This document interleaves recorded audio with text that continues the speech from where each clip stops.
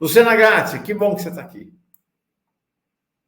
Bom dia, Lu. Está Tá fechado, desligado o seu microfone. Está fechado o microfone. Liana, ou Luciana, perdão. Oi. Que Gente, bom. feliz 2024 para todo mundo. É uma alegria estar aqui com vocês. Como sempre, Mauro, Rebeca, a Aninha, onde está?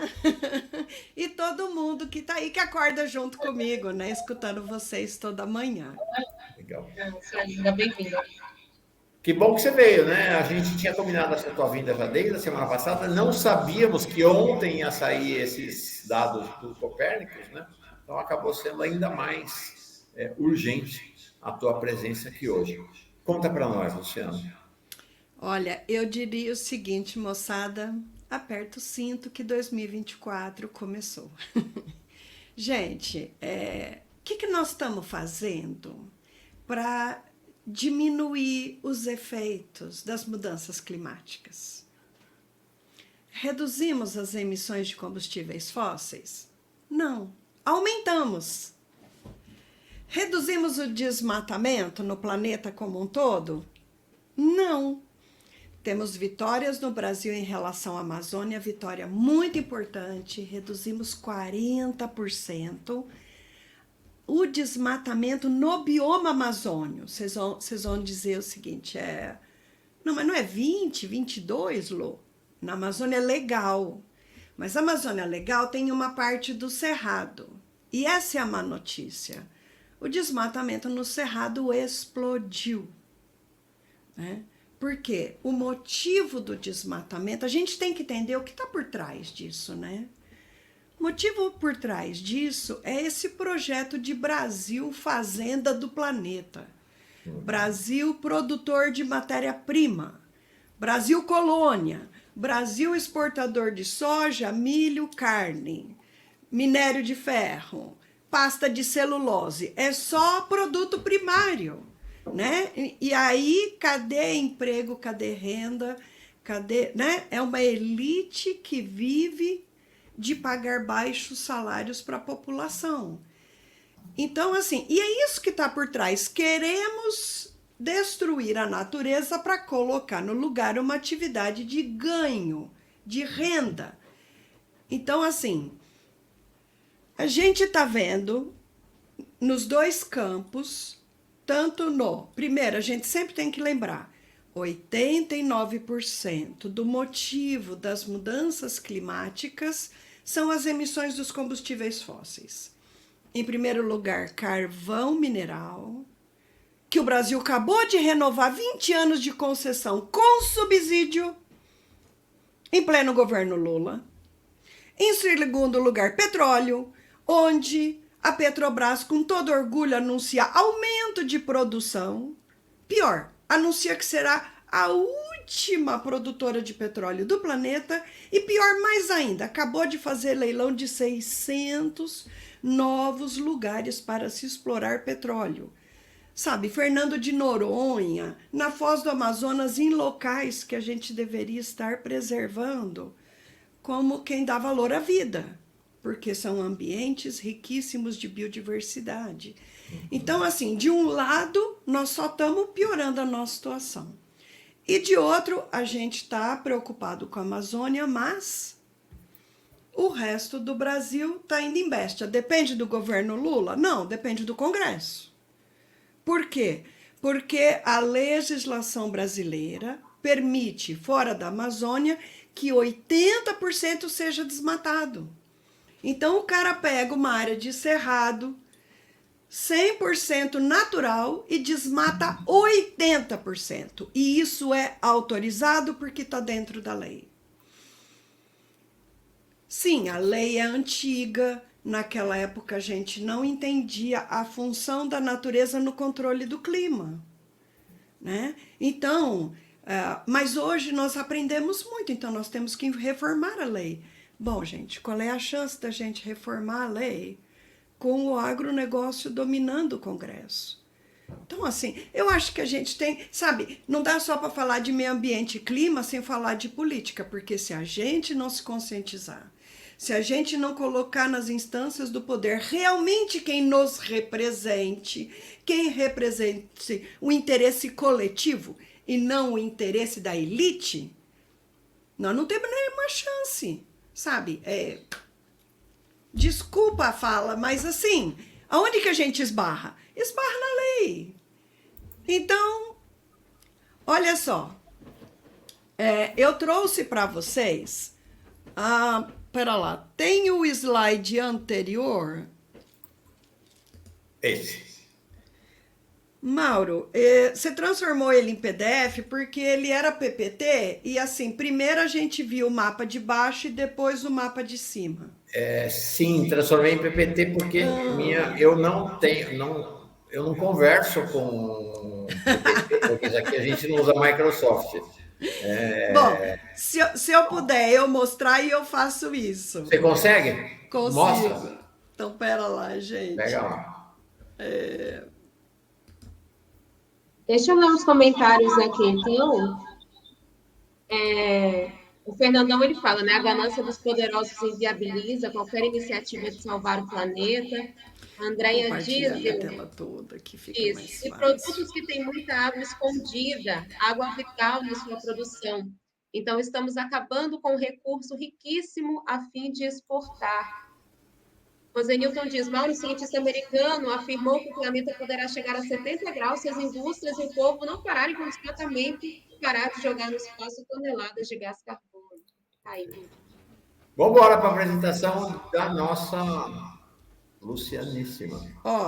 Então, eu queria começar mostrando isso, né? Porque assim, veja só, essa linha laranja foi o ano passado, gente, nos assustou muito, tanto que descolou do resto. Veja esse monte de linha, cada linha é um ano.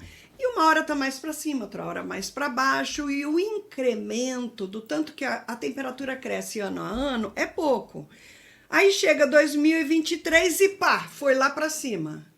Olha como começou 2024. Dá uma olhada nisso. Vocês estão percebendo com o mesmo assombro que eu tô percebendo, gente? Olha, tá lá em cima. Aquele pontinho preto lá é 2024 já? Sim, Mauro. Acima de 2023? Sim, Mauro, olha a diferença que tem. Olha quanto mais quente que 2023 Nossa, que está, gente. Olha, o cenário é difícil. O cenário já é trágico. A gente tinha que já estar falando, pessoal, pera lá. Acabou o tempo da gente pensar mais em dinheiro, em lucro, né? O governo Lula sempre vem, esse dinheiro vai trazer melhoria para o povo pobre. Acabou, gente. Esse dinheiro vai trazer mais mortes ao povo pobre, em primeiro lugar, não vai adiantar o dinheiro, porque esse aumento de temperatura significa mais eventos extremos, onde quem mais morre é o povo pobre. É o povo que mora nos lugares que são mais baratos, ao lado dos rios ou nas ribanceiras que vão, né, que vão vir abaixo. E esse daqui é o cenário, né, do mapa de temperatura. Esse daqui, gente, olha, aqui só tem a temperatura dos mares, tá? Então, veja que, olha como é que aqui perto, né, dos países, né, da Ásia, tá super mais quente, o El Niño já deu uma arrefecida aqui, mas olha, a gente vê de maneira geral, esse pedaço tá o pior, né? Então, aí quando a gente pega isso daqui, olha, eu fui fazer a conta do quanto cresceu, né? Em relação, porque isso sempre me deu, assim, uma ideia de que no oceano estava pior do que na atmosfera como um todo. E eu fui enganada por uma questão de escala, porque, veja, daqui a aqui é meio grau, né? E aí, gente, eu fui medir. Olha, tá aqui minha tabelinha. Ontem eu fiquei calculando. Esse mapa é do oceano ou do mar? É do oceano ou da atmosfera? São dos oceanos como um todo. Dos oceanos, tá. Dos oceanos. Então, veja aqui a escala, né? O maior aumento foi aqui em setembro, né? Esse pico aqui, onde a gente viu 0,33 graus a mais do que em anos anteriores. Aí tá aqui a distribuição atual, né? E vamos comparar com 27 de agosto, quando foi o pior, olha, né? Foi esse ponto aqui. Olha, a gente tinha o El Niño, veja, ele tá entre 5 e 6 graus acima do que era antes. E lá na Antártica, né? Veja só, como tá quente, não é à toa que tá tudo derretendo muito lá, né? Saiu uma fake news recente de que não tem aquecimento global porque a Antártica está aumentando, né?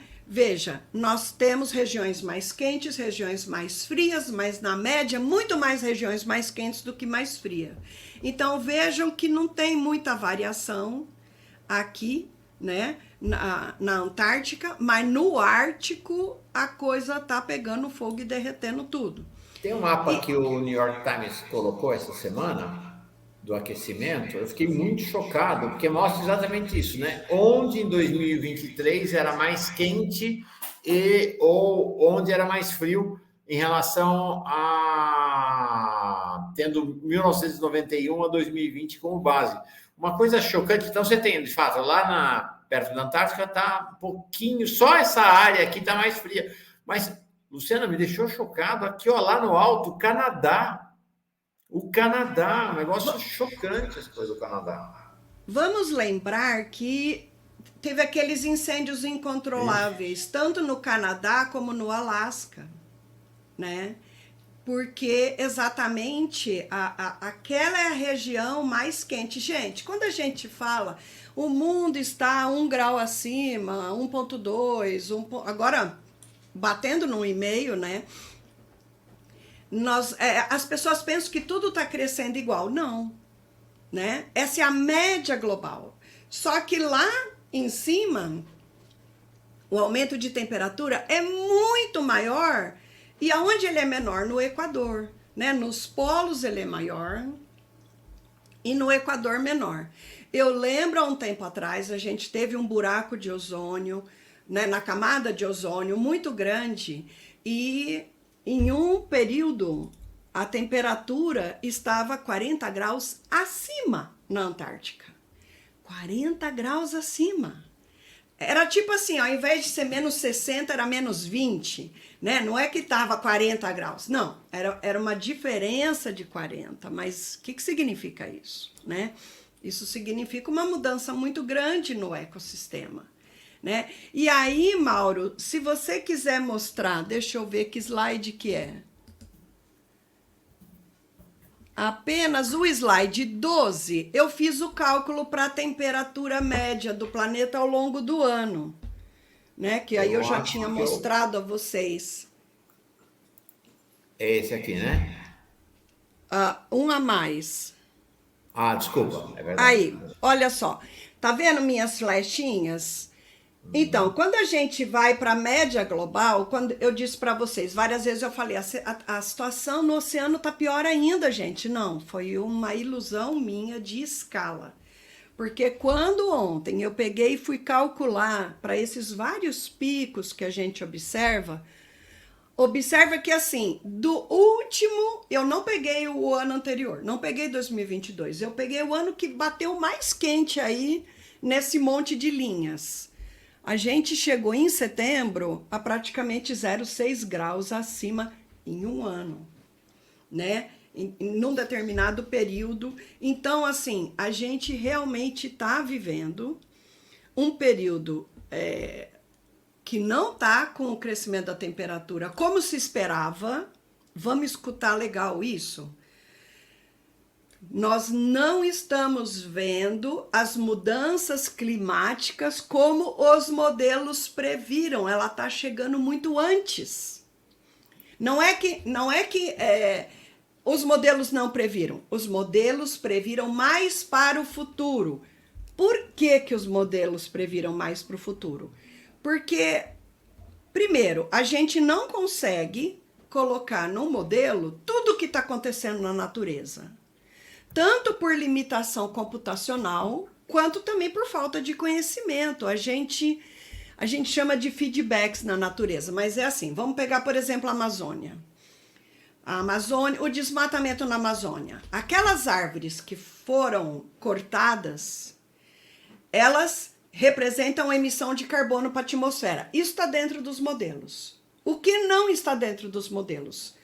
O tanto que elas participam do controle do clima, jogando vapor de água para a atmosfera, ajudando a fazer chuva e, nesse processo, resfriando a temperatura.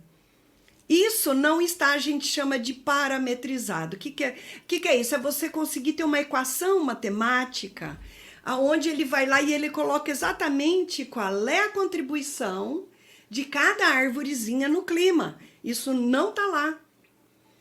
E o ser humano, gente, ele chama a natureza de mato, ele acha que mato é sujeira, mato é descuido humano, né? O cara, quantas vezes, olha, eu adoro ver casais que compraram um sítio e foram construir sítio do zero. Eu sigo um monte de pessoal que durante a pandemia foi para a área rural, né? E assim, aí você vê esse conceito muito claro, porque o cara fala, nossa, olha como é que isso está abandonado, faz tempo que eu não limpo. Olha os termos. Eu descuido, limpeza, tá tudo cheio de mato, eu preciso cuidar, então eu vou passar a motosserra, a máquina de coisa. Então, assim, a gente desaprendeu o papel da natureza no controle do clima. E aí você pega o carro e sai andando, gente, até o cucuruco das montanhas está desmatado. Porque tem uma vaquinha que vai subir lá, eu vou fazer um dinheirinho, eu vou botar pasto aqui, vou comprar umas vaquinhas. Então, assim, e aí os rios estão secando, as minas estão secando e a superfície da terra está esquentando. Por quê? Porque a árvore resfria, gente. A árvore, quando ela joga vapor de água para a atmosfera, ela consome energia na forma do calor, então ela está absorvendo calor e está ficando mais friozinho. Nós temos que falar disso, tanto por conta do clima, quanto por conta dos eventos extremos. Por que cidades são ilhas de calor? Porque você vai suprimindo vegetação e você vai cobrindo a cidade com materiais ainda que absorvem um monte de calor. Asfalto absorve um monte de calor. Cimento absorve um monte de calor. E o povo corta a árvore. Então vamos olhar o que está acontecendo agora, né? As árvores estão caindo, está causando um monte de acidente, está matando as pessoas, vamos suprimir as árvores. A situação só vai piorar. Não estou querendo dizer que a gente tem que deixar as árvores lá e causar, né, o pânico. Mauro, você quer falar sobre, né, aquele outro? É porque assim, hoje de manhã a Rebeca estava falando, né? E assim, a gente tem que conversar sobre soluções para a cidade, gente. As pessoas estão morrendo. Sabe? Então... O problema nunca será as árvores, né, Lu? O problema é a falta de manutenção, de cuidado por parte de quem deveria ter esse olhar para essa questão. Aqui no meu bairro, eu estava olhando, não tem árvore no meu bairro, só tem, a gente vê o sol refletindo nas paredes das casas, daquele tijolo vermelho, isso aumenta demais o calor, muito quente realmente. O pessoal dizendo aqui que onde mora também tem enfrentado um calor extremo, e é isso que a gente vai presenciar nos próximos dias. Agora, Luciana, para uma pergunta para encerrar, a gente está caminhando para o final. Eu vejo que há uma certa divisão entre os cientistas climáticos nesse momento em relação a 2024. Há quem diga que 2024 a temperatura vai ser menor do que 2023 em função do El Niño. O El Niño está passando, né? Mas então que deve ter uma pequena redução na temperatura. Há um outro grupo de cientistas que diz que não. O El Niño, apesar do período mais potente dele ter acontecido, todos os outros fatores vão conduzir a um ano ainda mais quente em 2024. Como é que está essa discussão no meio científico, Luciano? Ô Mauro, eu fico um pouco fora dessa discussão, porque assim, existe uma certeza. Se você olhar na tendência de futuro, vai ser cada vez pior. O que não quer dizer que todos os anos serão piores. A gente tem anos de El Niño, a gente tem anos de Laninha, mas quando você olha, né, numa escala de tempo de décadas, você vê muito claro. Tá sempre piorando. Eventualmente, um determinado ano não é mais quente, é mais frio. Agora, eu não ponho minha mão no fogo. Gente, eu não sou da turma de modelagem, né? Então, eu também tenho essa consciência. Estudando a Amazônia, eu vejo, existe uma limitação na modelagem que é você não conseguir colocar tudo que acontece na natureza lá dentro do modelo. Então, o modelo é uma simplificação da natureza. Então, eu não bato martelo por conta do modelo A, B ou C. Eu olho para eles, bacana, essa é a tendência, né? Eu vejo como tendência, né? Então, assim, os modelos também disseram que o El Niño será pior este ano, né? Então, não sei, pode ser que seja só esse período que deu uma arrefecida e ele ao longo do ano vai piorar. Mas a gente tem a certeza de que no nosso futuro tudo será muito pior. Não é só pior, porque as mudanças climáticas não são lineares. Sabe, não vai, o tanto que foi pior esse ano vai ser o mesmo tanto que vai ser pior ano que vem, que o outro. Na verdade, elas são exponenciais. A gente está ficando com a condição de vida no planeta muito pior. Cada ano que passa fica muito pior. Então, assim, eu acho que a gente tem que olhar para esse 2023 e pensar o seguinte, a gente pode não estar com todo o prazo que os modelos colocaram. Porque os modelos colocaram até 2030 um determinado limite, até 2050 outro limite, hello. Aquele cenário do 2030 dos modelos já chegou. Sim. Então, aquelas metas para 2030 a gente tem que correr atrás do prejuízo e cumprir hoje. Última questão. Uma palavra para quem mora no litoral. O processo de derretimento das geleiras está também muito acima da previsão e os modelos, as projeções dizem que o derretimento das geleiras e a paralisação vai levar à paralisação das correntes marítimas e a uma elevação do nível do mar. Tem alguma projeção de quando é que as cidades litorâneas vão começar a sofrer com a invasão das águas do mar? Mauro, tem, né? Eu fui olhar meu microfone. Tem, só que, de novo, isso está acontecendo mais cedo do que se prevê. Tem outra questão que está associada, porque não é só derrete o gelo e ele aumenta o volume do mar. A gente está vendo as temperaturas em diferentes regiões do mar mudarem de maneira diferenciada. Umas regiões mais quentes, outras mais frias. Isso promove tempestades, isso promove processos violentos. Então, não é só o aumento do nível do mar, mas o aumento de fenômenos de ondas altas, né, que vem e varre tudo. Então, assim, são processos mais intensos, né, que colocam em risco essa população que vive, né, na costa. E muita gente vive na costa.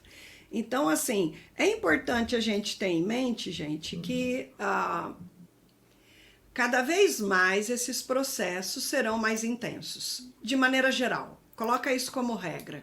Então, assim, que regras você pode ter? Começou a chover muito, tempestade forte, faz teu plano de evacuação, sabe? Você mora num morro, vai passar um dia na casa do amigo, da mãe, do tio, da prima, né? Você mora na beira do rio, começou a chover pra caramba, recolhe a família e vai visitar um parente. A gente tem que começar a ter, primeiro, um plano de escape para o evento extremo. Segundo, a gente tem que tomar medidas para resfriar a temperatura da Terra.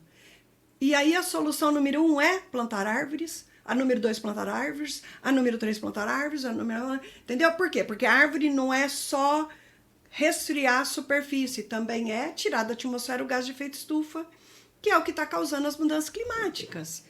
Então, assim, a árvore causa problema, tá? Tira as que estão caindo, as que estão doentes, e coloca outra no lugar, né? Então, assim, mas por favor, plante mais do que retire, porque senão a situação piora. Você vai tirar uma árvore que tinha uma copa enorme e botar uma pequenininha. Num primeiro momento, a situação vai piorar, vai ficar mais quente do que era ainda. Então, a gente tem que... Gente, a gente precisa de pessoas técnicas que entendam de mudanças climáticas para fazer esse planejamento urbano. Porque hoje o nosso maior risco são as mudanças climáticas. Luciana Gatti, você é crucial para nós. Fundamental. Sempre foi, né? Mas agora, com essa situação, você é um alerta, assim, permanente. Alerta, alerta, alerta. É uma das funções das cientistas e dos cientistas. Sei que às vezes é muito frustrante para vocês, né? Porque o alerta feito e, né, como se você tivesse lá aquelas tirinhas lá do passado, né? Do homem barbudo, barba branca maior do que a minha, carregando a placa, o fim está próximo, e ninguém presta atenção, e todo mundo, né, um maluco, maluca, tal. Espero que vocês sejam ouvidos. Obrigado, viu? Esperamos todos. E olha, eu queria dizer o seguinte, que nós não somos nada se não tem vocês para colocar para as pessoas o que a gente está aprendendo. Porque não adianta nada o cientista lá aprender as coisas e esse aprendizado não chegar nas pessoas. Então, tanto é assim, é um desafio a comunidade científica aprender a comunicar a ciência que a gente está aprendendo, como de vocês transmitirem isso, né? Então, assim, nós sem vocês também não fazemos diferença alguma. Que bom que a gente amo vocês. Precisa uns dos outros, umas das outras. Muita gratidão pelo espaço. Boa semana para ti. Boa semana para ti. A gente que agradece. Gratidão pela tua ciência. E ó, feliz 2024 para todo mundo. Podemos conversar diretamente sobre o que podemos fazer cada um de nós, entendeu, gente? Porque assim, tá puxado o negócio e a gente não dá para só ficar esperando o governo tomar decisão, não. A gente tem que botar a mão na massa e ir arrumando soluções também. Ó. Perfeito. Beijo, Lu. Até a próxima, querida. Boa, até a próxima vez. Tchau, até a próxima.